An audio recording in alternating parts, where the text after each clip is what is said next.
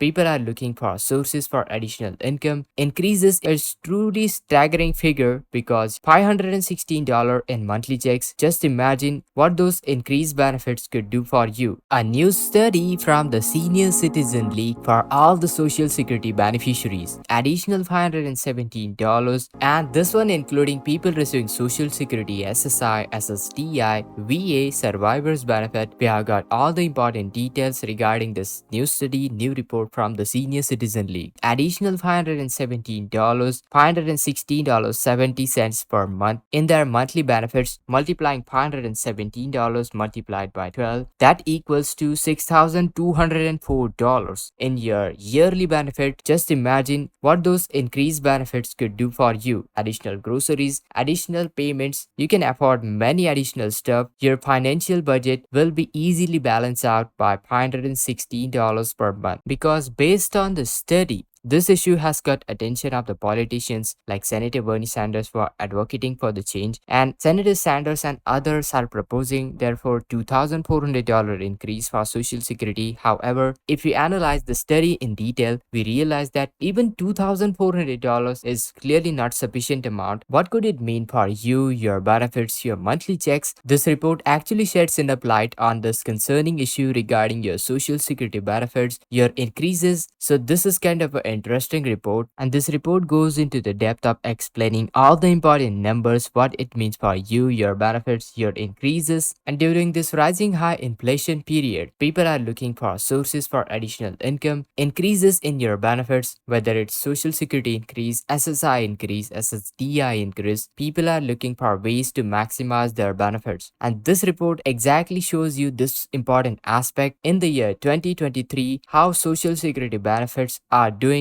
So guys, without further ado, let me deep dive into the report and let me show you all the important numbers. So before we get into the report, make sure to hit that like, share this video, subscribe, and check out other videos from our channel for all the latest news, all the latest updates. And with that being said, let's jump right into all the details. Alright guys, so this report talks about $517 boost in the monthly benefits for all the Social Security beneficiaries. So let's discuss all the details. So let's check it out, the schedule for the Social Security benefit payments right here in this month. First of the month, that's when your September SSI payment will be coming in. Alongside, if you check out the 1st of the October, this is when typically all the SSI beneficiaries should have received their October SSI payment. But check this out, 1st of the month happens to be landing on Sunday, therefore no payments will be heading out on the holiday or a weekend. In that scenario, your payments will be deposited much earlier, which is in this case happens to be landing on 29th of the September, because here is the thing guys, again 30th of the September happens to be landing on Saturday, so therefore you'll be going to receive your October SSI payment 2 days early, that is on 29th of the September. So let me summarize the payment schedule. Onto the 1st of the month, September SSI payment will be coming in. Then the next important payment is on those Social Security beneficiary who received their Social Security before May 1997 will be going to receive their payment on 1st September as well. And talking about 13th of the September, if your birth date lies between 1st to 10th of the month, be sure to check out 13th September for your payments to be deposited. If your birth date lies between 11th to 20th of the month, then be sure to check out 20th of the September for your payments to be deposited. And if your birth date lies between 21st to 31st of the month, then be sure to check out 27th September for your payments to be deposited. Also talking about the 29th of the September, this is when the October SSI payment will be arriving 2 days early. This will be your hard-earned benefits just arriving couple of days early. Alright, so study conducted by Senior Citizen League sheds enough light on this very important issue regarding the increases for Social Security beneficiaries, and it appears that individuals who have begun receiving Social Security benefits prior to year 2000 are experiencing significant loss in buying power. We are talking about around 36% loss in buying power to be exact. This means that their ability to purchase goods and services has decreased over time. To put all these numbers into perspective, the Senior Citizen League suggests that in order to regain the buying power that they have 23 years ago, these individuals would need to increase approximately $516 to $517 in their monthly payments. It's truly staggering figure because $516 in monthly checks. Just imagine what what those increased benefits could do for you: additional groceries, additional payments. You can afford many additional stuff. Your financial budget will be easily balanced out by $516 per month. So this report highlights some of the alarming aspects of the social security payments which no longer stretch as far they used to. In fact, the buying power of social security beneficiaries has dropped by over 36% since the year 2000. And according to the Senior Citizen League, in order to get balance out their benefits, to illustrate the decline, seniors would need additional $517, $516.70 per month in their monthly benefits just to balance their purchasing power that they used to had 23 years ago. While Social Security does provides annual cost of living adjustment, what you call it COLA, these adjustments do not keep pace with the inflation. Benefits have increased by 78% since the year 2000. But you know what? Retirees' average expenses have surged more than 140% during the same exact period. So that's kind of an unfair situation because you know what? COLAs increase your benefits by 78%, but the cost of goods and services rose up by 141.4%. So basically, for every $100 retired household spent on groceries in 2000, that household can only buy about $64 worth today. This is basically loss of 36% in buying power, which is deeply concerning, and it clearly shows that annual cost of living adjustment are not adequately keeping up with the inflation. Now, according to this article by CNN, remember the study is conducted by the Senior Citizen League, and the Senior Citizen League report basically says Social Security beneficiaries will need additional $517 boost in their monthly benefit just to maintain the same level of buying power as in the year 2000. Taking a look at the annual cost of living adjustment increases for the Social Security beneficiaries, those payments rose up by 78% between January 2000 to February 2023 in 23 years, but the cost of goods and services purchased by typical retirees rose by nearly 141%. And the Senior Citizen League also reveals some of the prices of the items typically purchased by seniors, which have been skyrocketed, and this one including normal day-to-day items like eggs, prescription drugs, heating oil, dental services, Medicare Part B premiums, homeowner insurance, gasoline, and many other items such as medical stuff and other things. During this 23-year time frame, if you take a look at the increases for all these items, you can see that nearly 141% the percent increase for these items, goods and services, whereas the